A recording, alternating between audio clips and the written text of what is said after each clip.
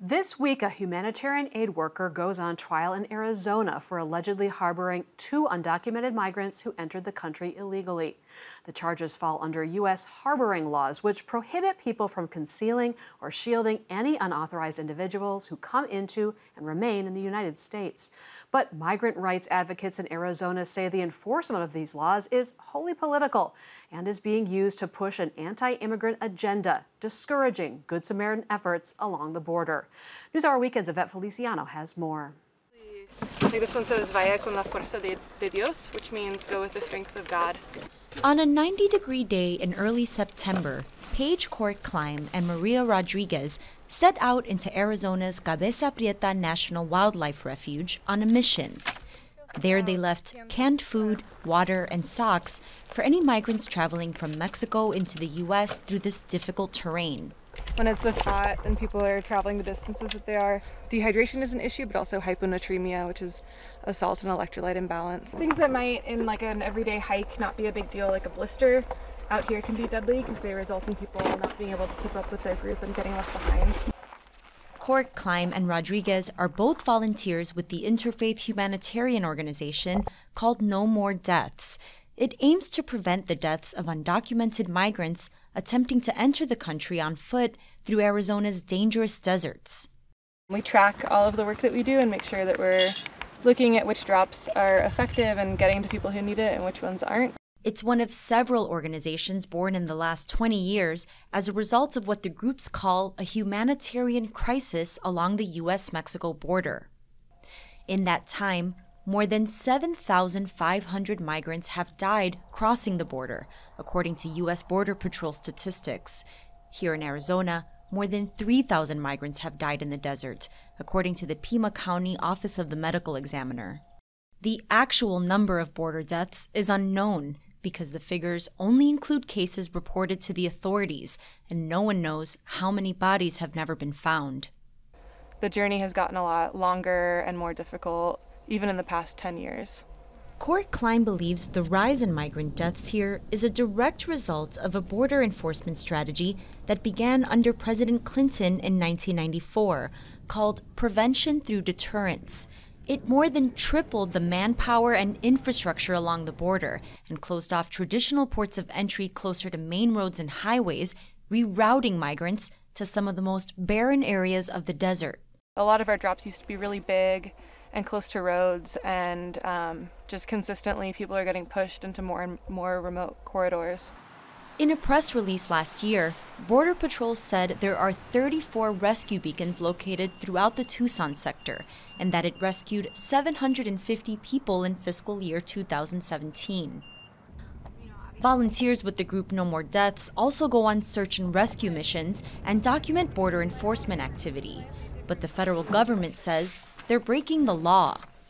In recent years, several have had federal criminal charges brought against them. This year, 4 were convicted on misdemeanor criminal charges that stemmed from an encounter with the U.S. Fish and Wildlife officer at the Cabeza Prieta National Wildlife Refuge. The charges included abandoning personal property, which federal regulations prohibit, and entering a protected wilderness area without a permit, something all visitors to the wilderness refuge must obtain and sign. 22-year-old Zachila Orozco is one of those convicted. We did not have permits because we did not agree with the clause that indicated that one could not leave food and water and other supplies in the desert, because to us that infringed on the humanitarian aid work that we were providing that is necessary. What was your reaction when you heard federal charges? A little, ludicrous. I don't know. From the very beginning, the prosecution was pushing for maximum penalties, which included 6 months in federal prison per each charge and $5,000 per charge. A spokesperson for the U.S. Fish and Wildlife Service told PBS NewsHour Weekend in an email that all visitors are required and expected to adhere to federal laws and regulations while visiting refuge lands. A federal magistrate judge ordered Orozco and her 3 co-defendants to each pay a $250 fine and sentenced them to 15 months of unsupervised probation. They're all currently appealing the decision. This is not something new. It's a situation that Reverend John Fife, a co-founder of No More Deaths, is familiar with. This is the latest attempt after a long history of threats and attempts to convict us of various so-called crimes for providing humanitarian aid out there. He says since 2005, several No More Deaths volunteers have faced felony charges for transporting undocumented migrants and criminal misdemeanors for leaving food and water in the desert. We have that responsibility under the law and under International Red Cross standards. The International Red Cross Code of Conduct says clearly everyone has the right to provide humanitarian aid in an area of disaster like this, where thousands of people have died. As an ordained Presbyterian minister, Fife was arrested back in 1985 after his congregation became the first religious institution in the U.S. to offer sanctuary to migrants who faced deportation. A real bunch of desperados. There were 2 Catholic priests and 3 nuns, and the director of the Tucson Ecumenical Council and myself, who were charged with various felony crimes. Among other charges, Fife and some of his co-defendants were eventually found guilty of transporting and concealing undocumented migrants. 33 years later, in January of 2018, No More Deaths volunteer Scott Warren was arrested on similar charges for allegedly harboring and shielding 2 undocumented migrants from law enforcement at the group's base camp in Ajo, Arizona. Fife contends Warren was simply providing humanitarian aid in keeping with No More Deaths protocol. He gave food and water and some medical care to 2 migrants who just showed up at our base camp. But in court documents, federal prosecutors disputed that claim, arguing that Warren did not provide medical attention, nor were people associated with the charges in distress. They also said he was, quote, not required by his beliefs to aid in the evasion of law enforcement. Warren's first trial ended in a mistrial after jurors couldn't reach a verdict, but federal prosecutors will seek to retry him this week on 2 felony harboring charges. He declined an interview for this story due to the pending trial. The enforcement effort always depends on the political context and the messaging. Longtime migrant rights advocate and lawyer Margot Cowan says she's represented dozens of humanitarian aid workers who have faced criminal charges.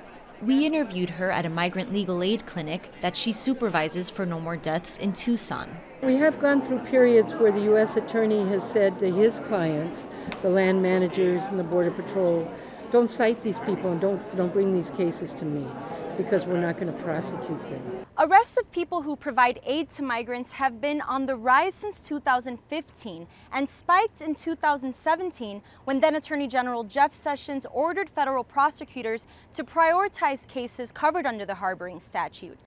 In fiscal year 2019, there were close to 4,000 convictions for bringing in and harboring certain aliens, a 34% rise compared to 5 years ago, according to data from Syracuse University. The idea to prosecute Scott sends a message to the larger community. If you see somebody lying beside the road, you can't stop and help them because it might be a felony. I mean, there's all sorts of levels of communication that go on in these kinds of prosecutions, not just directed at the volunteer. John Fife believes Border Patrol agents targeted No More Deaths because of a report the group published on the morning of Scott Warren's arrest. It included video allegedly showing agents destroying gallons of water they'd left for travelers in the desert, an act the group says the Border Patrol frequently performs. We released that report and sent a copy to the Border Patrol at 8 o'clock in the morning. By 4 o'clock in the afternoon, agents had raided our base camp and charged Scott Warren with felony charges. U.S. Customs and Border Protection did not respond to PBS NewsHour Weekend's request for an interview or written statement for this report.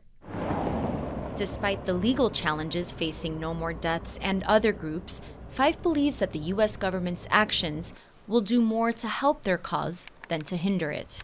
Everybody who's doing humanitarian aid work globally to save lives, we have a responsibility to them to maintain our right to provide humanitarian aid. So the charges have really galvanized an international awareness of the basic human right to provide humanitarian aid under these circumstances.